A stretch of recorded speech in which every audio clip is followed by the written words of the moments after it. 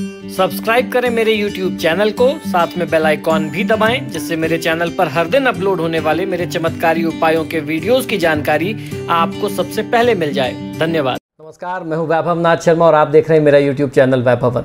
दोस्तों, आज हम लोग बात करेंगे 15 अप्रैल के पंचांग, राशिफल और महा उपाय के बारे में। तो सबसे पहले बात कर लेते हैं पंचांग की। विक्रम संवत 2079 मास चल रहा है चैत्र का, तिथि शुक्ल पक्ष की चतुर्दशी की तिथि है, शुक्रवार का दिन है, नक्षत्र है उत्तरा फाल्गुनी, योग है ध्रुव और करण है गर। तो ये तो बात रही आज के पंचांग की। अब चर्चा करते हैं राशिफल की। तो सबसे पहले बात कर लेते हैं मेष राशि की।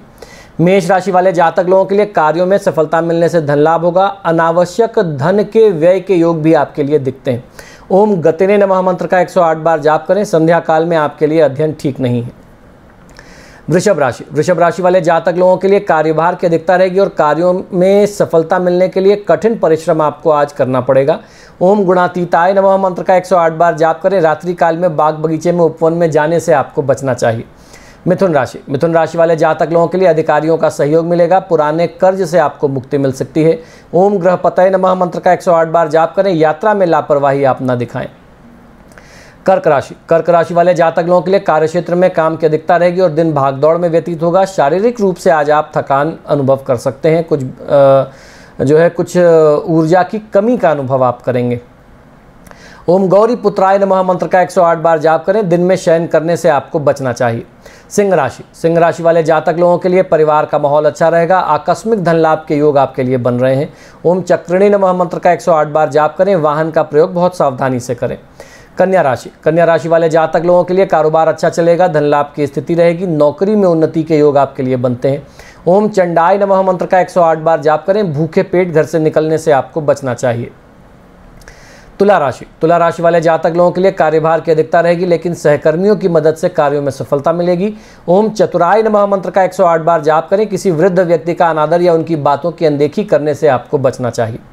वृश्चिक राशि वाले जातक लोगों के लिए कार्यक्षेत्र में आशानुरूप सफलता मिलने से आज मन थोड़ा उत्साहित रह सकता है। जैसी भी आपने प्लानिंग की थी सफलता मिले तो ऑब्वियसली आपका कॉन्फिडेंस लेवल बहुत बढ़ा रहेगा। ओम कांताय नमः मंत्र का 108 बार जाप करें। मानसिक तनाव लेने से आपको बचना चाहिए। धनुराशि वाले जातक लोगों के लिए शारीरिक और मानसिक रूप से थकान का अनुभव करेंगे। ओम कृतने नमः मंत्र का 108 बार जाप करें। संपत्ति या उसके अलावा अन्य कहीं जो निवेश की योजना हो तो उससे आपको बचना चाहिए। मकर राशि वाले जातक लोगों को काम को लेकर के किसी लंबी दूरी की यात्रा पर आपको जाना पड़ सकता है और आपके प्रयास से लगातार प्रयास करते रहने से बकाए धन की प्राप्ति आपको हो सकती है। ओम कैवल्य सुखदाय नमः मंत्र का 108 बार जाप करें। दिल की बात आप हर किसी से चर्चा न करें। कुंभ राशि वाले जातक लोगों के लिए व्यापार धंधे में परेशानियों का सामना आपको करना पड़ सकता है। ओम गजाननाय नमः मंत्र का 108 बार जाप करें। आलस्य बिल्कुल भी आपको सुहाएगा नहीं। मीन राशि वाले जातक लोगों के लिए प्रॉपर्टी में निवेश आपके लिए लाभदायी सिद्ध होगा। कार्यभार की अधिकता आपके ऊपर रहेगी, लेकिन कार्यों में सफलता मिलने से आर्थिक पक्ष मजबूत होगा। ओम गणेश्वराय नमः मंत्र का 108 बार जाप करें। यात्रा करने से आपको, लंबी दूरी की यात्रा करने से आपको बचना चाहिए। तो दोस्तों, ये तो बात रही आज के 12 राशि की। हम लोगों ने जाना ग्रह नक्षत्र की स्थितियां क्या कहती हैं और दिन को शुभ बनाने के लिए आपको क्या करना चाहिए और क्या नहीं करना चाहिए। अब हम लोग बात करेंगे आज के महा उपाय की, जिसमें मैं आपको बताऊंगा कि धन दौलत और सुख शांति चाहिए तो कौन सी खास 7 ऐसी चीज़ें जिसे आपको अपने घर में लाना नहीं चाहिए, और आपके घर में अगर ये 7 चीज़ें पहले से मौजूद हैं तो इन्हें तुरंत तत्काल प्रभाव से अपने घर से हटाना, बाहर निकालना ही श्रेयस्कर होता है। क्या है ये 7 चीज़ें? बहुत ध्यान से सुनिए। वास्तुशास्त्र में बताया गया कि हमारे आसपास, हमारे घर में मौजूद चीज़ों का किसी न किसी रूप में हमारे ऊपर प्रभाव ज़रूर होता है। उसका शुभ या अशुभ प्रभाव हमारे ऊपर, हमारे जीवन में ज़रूर होगा। जो भी चीज़ें हमारे आसपास होती हैं, हमारे घर के अंदर हों, घर के बाहर हों, आसपास हों, उनका प्रभाव हमारे जीवन में, उनकी ऊर्जा हमें प्रभावित ज़रूर करती है। आपने भी महसूस किया ही होगा कि कोई चीज़ आपके घर में आई होगी और उसके बाद से घर में एक के बाद एक या तो खुशखबरी आने लगती है, उन्नति होने लगती है, या कुछ ना कुछ अशुभ समाचार मिलने लगता है, जिससे आपको लगता है कि ये चीज़ जो है बहुत ही शुभ है हमारे लिए, या ये चीज़ जो हमको सूट नहीं कर रही है, ये हमारे लिए शुभ नहीं है। कभी कभी ऐसी भी बहुत सारी चीज़ें आ जाती हैं जिससे अचानक ही घर में तमाम एक साथ जो है परेशानियों का दौर शुरू हो जाता है और हम ये समझ ही नहीं पाते कि अचानक से ये सब कैसे होने लग गया। वास्तुशास्त्र में ऐसी ही 7 चीज़ों का उल्लेख किया गया जो कभी भी घर में नहीं लाना चाहिए। अगर ये चीज़ें घर में आ जाएं तो समझ लीजिए कि आपने खुद ही अपने घर में परेशानियों को निमंत्रण दिया है, उनको आमंत्रण दे करके आप अपने घर में लेकर के आए हैं। बहुत से लोग घर में टाइटैनिक जहाज और दूसरे डूबते हुए जहाज और नाव की तस्वीर घर में लगाते हैं। वास्तुशास्त्र कहता है कि इस तरह की तस्वीर जो है, इस तरह की पेंटिंग्स वगैरह अपने घर में नहीं रखना चाहिए। यह दृश्य दुर्भाग्य का सूचक है। इससे परिवार के सदस्यों का मनोबल गिरता है और आपस में मतभेद और मनमुटाव बढ़ता है। ऐसी तस्वीर परिवार में नुकसान का सूचक माना जाता है। धन और संपत्ति और पारिवारिक सुख शांति के लिए ऐसी चीज़ों को, ऐसी तस्वीरों को घर में नहीं लगाना चाहिए। वास्तुशास्त्र इसे बिल्कुल भी उचित नहीं मानता। वास्तुशास्त्र में बताया गया कि घर में कभी भी जंगली जानवर, खासतौर पर हिंसक पशुओं की तस्वीर नहीं लगाई जानी चाहिए। खासतौर पर आप तभी लगा सकते हैं जब किसी दोष निवारण के लिए किसी वास्तुशास्त्री ने पर्टिकुलर किसी जगह पर आपको कोई फोटो, पेंटिंग, कुछ पोस्टर ऐसे बताए हों। जैसे हम लोग टॉयलेट के पास बताते हैं कि शिकार करते हुए शेर का आप फोटो लगा सकते हैं। उसके अलावा और बड़ी पेंटिंग ड्राइंग रूम वगैरह में किसी हिंसक जानवर की या शिकार करते हुए जानवर की नहीं लगाई जानी चाहिए। ये बहुत ही अनिष्टकारी होता है। इसका कारण ये है कि इन तस्वीरों से नकारात्मक ऊर्जा का संचार होता है और घर में रहने वालों की प्रवृत्ति पर भी इनका नकारात्मक प्रभाव पड़ता है। लोगों में आपसी तालमेल की जगह एक दूसरे के प्रति द्वेष इससे बढ़ता है।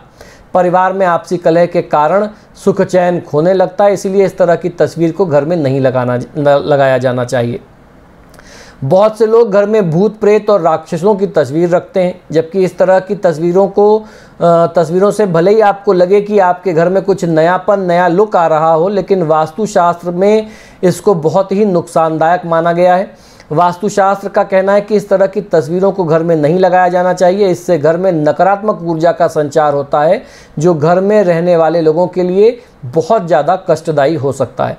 बहुत से लोग अपने घर में पानी का फव्वारा लगाते हैं या फिर घर की दीवार पर इनकी तस्वीरें लगाते हैं। वास्तुशास्त्र का कहना है कि इस तरीके की तस्वीरों को घर में इनकी मौजूदगी अगर हो जाए तो आपका व्यय बढ़ता है। इनको लगाने की भी एक पर्टिकुलर जगह है जहां आप इनका प्रयोग कर सकते हैं। इसका कारण ये है कि इस तरह की चीज़ें गतिशीलता को दर्शाती हैं। पानी का फव्वारा जो है, बहता हुआ जल जो है, गतिशीलता को दर्शाता है।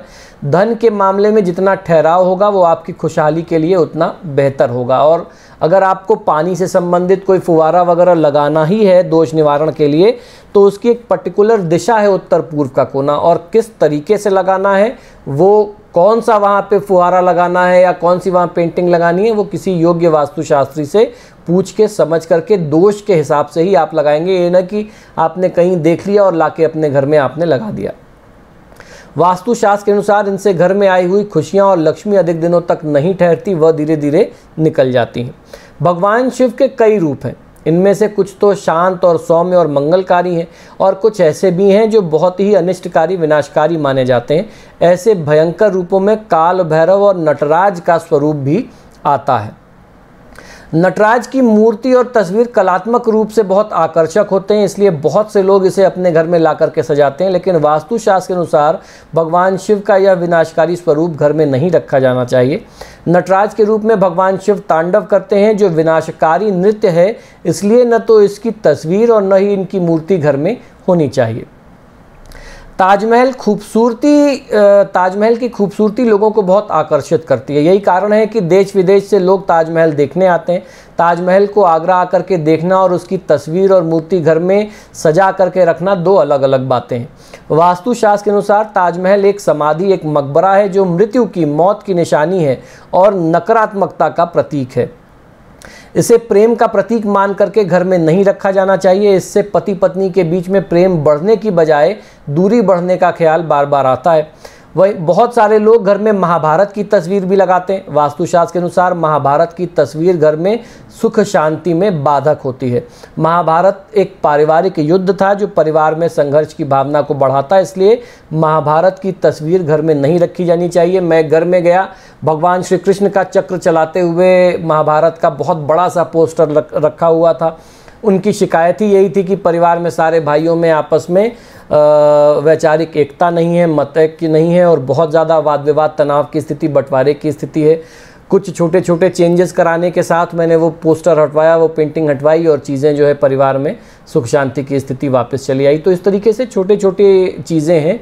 इन पेंटिंग्स वगैरह का, इन चीज़ों का प्रभाव हमारे जीवन में बहुत ज़्यादा पड़ने लग जाता है। वास्तुशास्त्र में ये भी कहा गया कि युद्ध से संबंधित चीज़ें जैसे तलवार, बंदूक, तोप और सैनिक की तस्वीरें घर में नहीं लगानी चाहिए। इससे आपस में क्रोध, द्वेष और वाद विवाद की स्थिति जो है वह बढ़ने लग जाती है।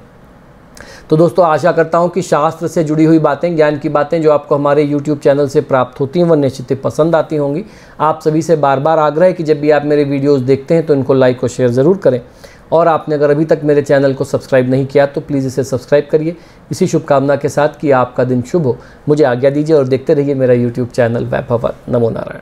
मित्रों, आप देख रहे हैं मेरा YouTube चैनल वैभवन। हर दिन अपलोड होने वाले मेरे चमत्कारी टोटकों के लिए मेरे चैनल को सब्सक्राइब करें और टाइमली अपडेट्स के लिए बेल आइकॉन को भी दबाएं, जिससे नए वीडियोस की जानकारी आपको समय से प्राप्त हो सके। धन्यवाद। यदि आप अपनी किसी भी व्यक्तिगत समस्या के लिए मुझसे परामर्श और समाधान चाहते हैं, यानी आप अपनी किसी भी पर्सनल प्रॉब्लम के लिए मुझसे कंसल्टेशन और रेमेडीज चाहते हैं, तो उसके दो तरीके हैं। टेलीफोनिक कंसल्टेशन, फ़ोन पे बात करना, और दूसरा फेस टू फेस यानी पर्सनल मीटिंग करना। आप हमें फ़ोन के माध्यम से, ईमेल और व्हाट्सएप के माध्यम से अपॉइंटमेंट बुक कर सकते हैं। हमारा नंबर है 9990724131। आपको दो नंबर दे रहा हूँ, इन दोनों नंबर पे व्हाट्सएप अवेलेबल है, आप व्हाट्सएप करें। 9818300146 ये हमारे ऑफिस का दूसरा नंबर है। अगर आप हमें ईमेल करना चाहते हैं तो आप हमें ईमेल कर सकते हैं। हमारी ईमेल आईडी नोट कर लीजिए, sharma.vaibhava vaibhava@gmail.com पर।